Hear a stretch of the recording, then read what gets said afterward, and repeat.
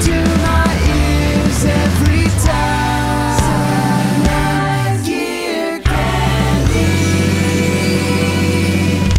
Putting you a bit on the spot here, but what are your respective pieces of gear candy that are the most near and dear to your hearts?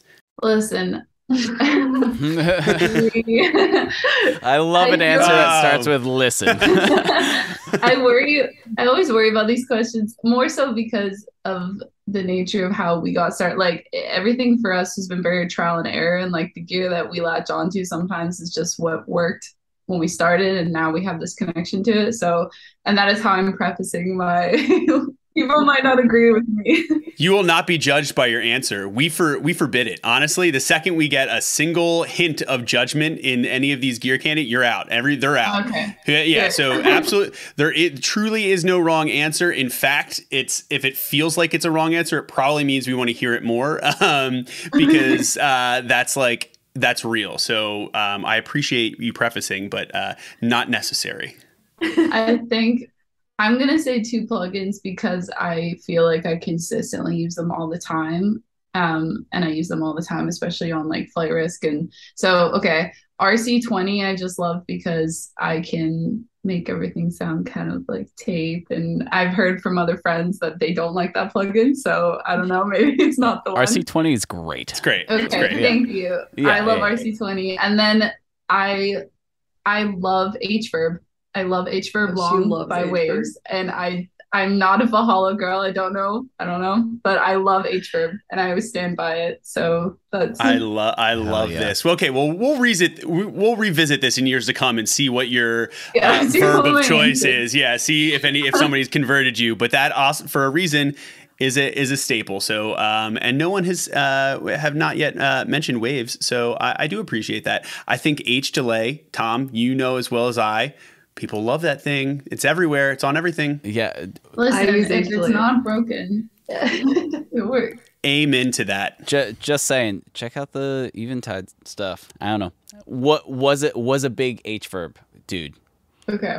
And we are not yet officially sponsored by Eventide for anyone listening. However, if anyone from Eventide is listening, we're not opposed to it. Yeah. Okay, I'll check it out. No, that was a great one. We love that. That was a 2-parter, so we got a bonus piece. But they're like kind of like ice cubes. They probably work in tandem, so I like that. They definitely do. All right, Winter, what's the gear candy? I feel like I'm quite partial to my microphone, which I have like a Neumann TLM 102 that I like saved up in college to buy. And I think such an important part of the records is like the intimacy of the vocal, and that's something I'm really precious about. But also just like you get used to the way your vocal sounds on a mic, and then you go into some studio and cut on like an awesome mic and you just hate the way it sounds because you're used to it. But what I like about it is that I usually cut like quite close, so it just like has a lot of body to it, and also just like breath and like intimacy. And so that's definitely something that's important. Last year when I came to the UK, I like didn't bring it with me, which I thought about it every day, just sitting in my closet. Like it was like, oh my God, biggest mistake. So I have it now. So there. Okay, good. Reunited and it feels so good.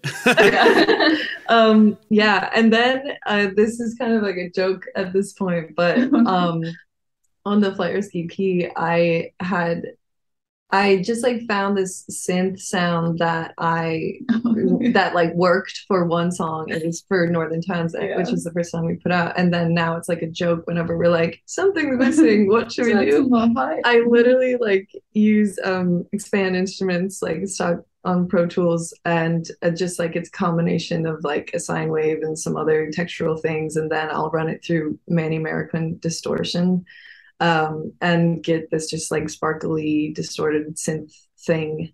So that is definitely a go-to trade secret or something. Ooh, honestly, we're lucky, Tom. Yeah, we got the full chain there. We got the full sound design chain right now. Wow.